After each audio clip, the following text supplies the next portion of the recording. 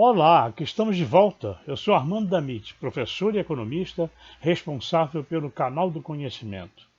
Eu fico feliz por termos alcançado a marca de 400 inscritos. Esperamos chegar a 1.000 inscritos. Mas para isso, eu dependo que você se inscreva no canal, deem seu like, comentem e compartilhem. Agora, vamos juntos assistir à abertura do vídeo de hoje.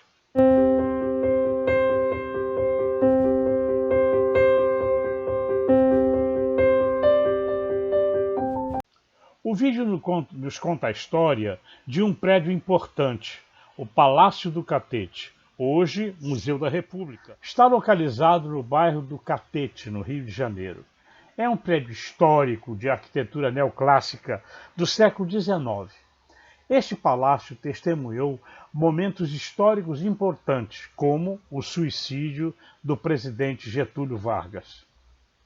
O bairro do Catete era chamado de Caminho do Catete. Desde o século XVI, era a ligação do centro político colonial com os engenhos e as fortalezas do subúrbio. No século XIX, abrigava as chácaras de nobres cafeicultores e comerciantes do Império.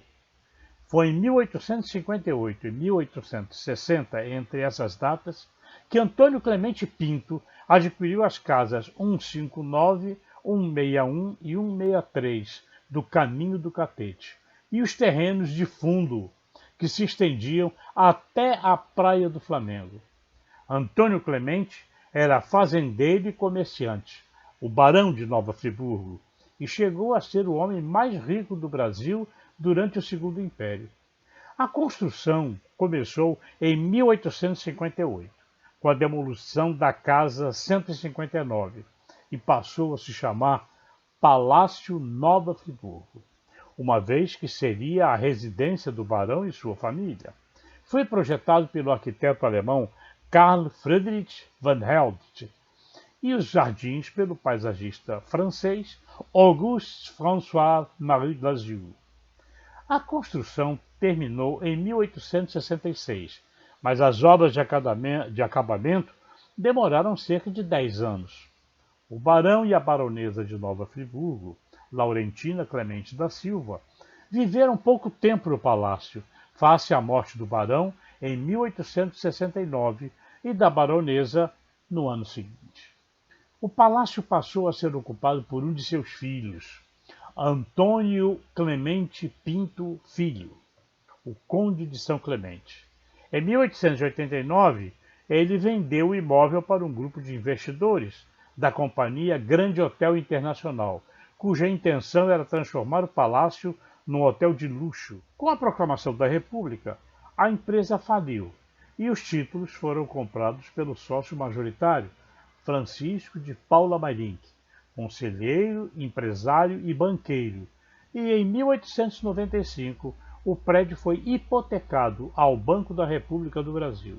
E em 1896 a hipoteca foi extinta com a venda do imóvel à Fazenda Federal, que o incorporou ao patrimônio da União. Nesta época, o presidente Prudente de Moraes estava afastado por motivo de saúde, sendo substituído pelo vice Manuel Vitorino, que requisitou o Palácio Nova Friburgo para ser a sede da Presidência da República, que até então era no Palácio do Itamaraty, no Rio de Janeiro. Naturalmente que o palácio deveria sofrer uma reforma, e esta foi comandada pelo arquiteto e urbanista Arão Reis, adaptando as dependências domésticas e sociais em espaços burocráticos. O jardim foi todo reformado pelo paisagista francês Paul Villon, instalando cocheiras, alojamentos e uma usina elétrica. O Palácio do Catete foi um dos primeiros prédios a ser iluminados com luz elétrica, vinda da usina, que era abastecida a carvão e que mais tarde foi desativada e transformada em garagem. Em fevereiro de 1897, foi inaugurada a sede da Presidência da República, data em que se comemorava o 6º aniversário da primeira Constituição Republicana. Também na sua fachada, por volta de 1900, foram substituídas as águias originais por esculturas de bronze, sendo 5 na fachada externa, representando a República, a agricultura, a primavera, a justiça e o outono. E na parte interna, outras 2, representando o inverno e o verão. Em 1910, essas esculturas foram substituídas por 7 árpias. Era uma ave extinta da Mata Atlântica, também conhecida como gavião real, e por isso lhe deram o nome incorreto de Palácio das Águias. As árpias são um trabalho do escultor Rodolfo Bernardelli.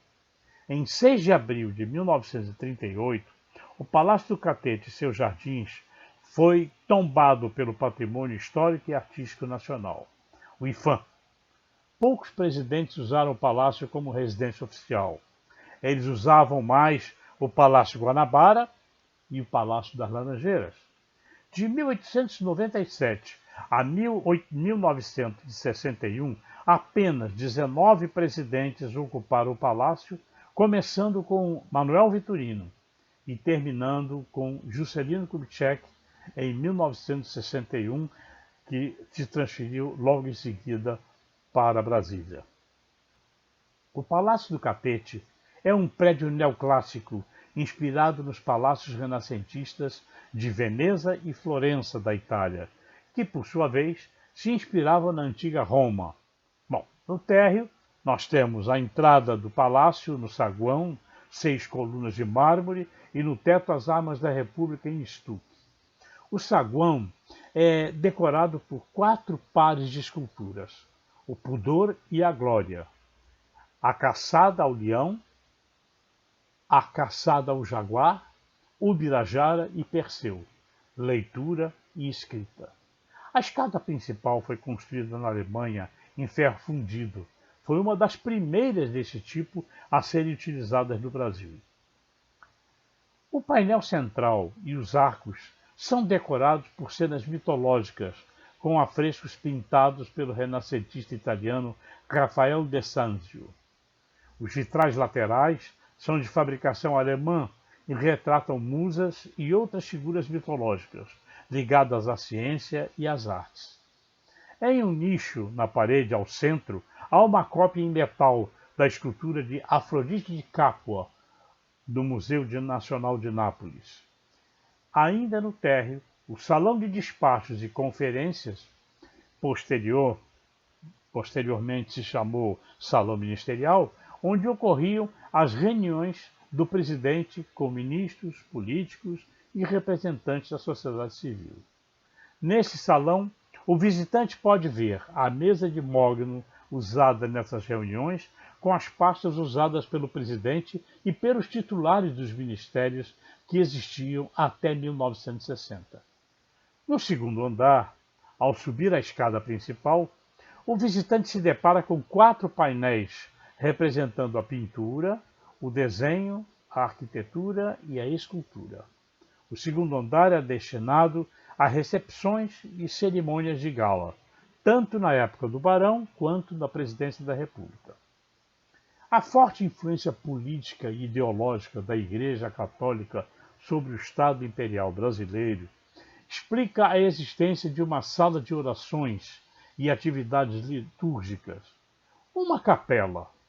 No pavimento mais nobre, a sala de temática religiosa tem o teto decorado por painéis, reproduzindo os apóstolos e cópias de 2 telas, a Transfiguração, do italiano Rafael de Sanzio, e a Imaculada Conceição, do espanhol barroco Bartolomé Murillo. Durante o período republicano, a decoração foi conservada, mas a capela virou uma sala de visitas. Somente foi usada com fins religiosos para o casamento da filha do presidente Rodrigues Alves, em 1904, e no velório do presidente Afonso Pena, em 1909. O Salão Francês, ou Salão Azul, está localizado entre a capela e o Salão Nobre, e servia de apoio às recepções e festas oferecidas no palácio. Seu nome vem da decoração do estilo Luís XVI. No salão francês, os embaixadores estrangeiros aguardavam o momento de entregar suas credenciais ao presidente da República, cerimônia que era realizada no Salão Nobre. Ainda no segundo andar, nós temos o Salão Nobre, ou Salão de Baile, que relembra a vida social e o luxo da corte. As pinturas são de cenas mitológicas associadas à música e às artes. E, na parte superior das paredes, pinturas em semicírculo, referindo-se à vida de Apolo, deus da música e da poesia. O mobiliário e os espelhos de Bizoté foram adquiridos ainda pelo barão na França. Na época da presidência, esse salão continuou sendo o espaço mais nobre e recebeu sobre as portas as armas da República. Da varanda deste salão, o presidente se dirigia ao povo, reunido do lado de fora do palácio, em ocasiões especiais, como, por exemplo, a cerimônia de posse. O Salão Pompiano tem no teto a representação das datas históricas, incluídas na reforma de 1896. No Salão Pompiano foram pintadas figuras inspiradas nas ruínas na cidade de Pompeia de Roma. O teto sofreu alteração, colocando as armas da República e, como disse, as datas históricas do descobrimento do Brasil, da independência, da abolição da escravatura e da proclamação da República. Era utilizado nas festas como área de descanso para as mulheres. O Salão Mourisco é assim chamado pela decoração em estilo mudéjar, característico da presença árabe na Península Ibérica, na parte norte da África. Na parte superior da parede do Salão Mourisco, com os relevos em estilo árabe, retrata um homem em trajes típicos norte-africanos. O espaço era destinado ao lazer dos homens, para jogar e fumar. O lustre é de bronze dourado e cristal rubi, o mobiliário em marfim e palhinha, e decorado por esculturas dos musicistas árabes, e um cinzeiro em forma de crocodilo. O salão veneziano, ou salão amarelo, era usado como sala de visitas. Seu nome decorre do estilo mobiliário com móveis pesados e ricamente decorados. E um lustre central em bronze e cristal, candelabros e grandes espelhos. O salão foi usado como sala de música para a realização de saraus. Nele, em 1913, realizou-se o sarau promovido por Naide Tefé, a segunda esposa do presidente Hermes da Fonseca, no qual ela tocou ao violão a música Corta Jaca, machixe composto pela maestrina Chiquinha Gonzaga. Um verdadeiro escândalo na época, uma vez que a sociedade desprezava esse tipo de música por conta da sua origem popular. Em seguida, nós temos o salão de banquetes, que também tem no teto de estuques, frutos e nos arcos pinturas de naturezas mortas. No painel central, a obra de Diana a Caçadora. Durante o último mandato de Getúlio Vargas, ele foi usado também para reuniões ministeriais. No terceiro andar está o quarto onde encontram-se expostos a cama, o revólver de cabo de madrepérola, a bala e o pijama utilizado pelo presidente Getúlio Vargas na ocasião de seu suicídio em 24 de agosto de 1954. O último andar era destinado aos aposentos privados das famílias dos presidentes, quando estes decidiam habitar o palácio. Após a morte do ex-presidente, a mobília foi para uma sala no Museu Histórico Nacional, e com a inauguração do Museu da República, o quarto foi remontado no Palácio do Catete. O Jardim Histórico do Palácio do Catete ocupa uma área de 24 mil metros quadrados. Abriga árvores de grande porte, um pomar e palmeiras existentes no terreno, desde antes da aquisição pelo Barão de Nova Friburgo. Recentemente, a arqueóloga Ana Elizabeth descobriu uma escavação feita para modernizar a rede hidráulica, uma estrutura que estava a 75 centímetros do solo e em ótimo estado de conservação, ladrilhos do século XIX. Foi uma surpresa, porque não há planta que indique qualquer construção naquele local. Ainda não houve tempo para se esclarecer se era um piso de cozinha ou de um lavatório. O que se sabe é que essas construções eram sempre mais afastadas da casa central. O que se pode afirmar é que eram pisos hidráulicos, ou seja, usados em áreas molhadas, segundo a museóloga Isabel Portela. Até então, não se sabia de qual país o barão de Nova Friburgo importara os ladrilhos usados em sua residência. Sabemos apenas que a madeira ele comprou no Brasil, mas esse piso hidráulico, por exemplo, não se tinha ideia.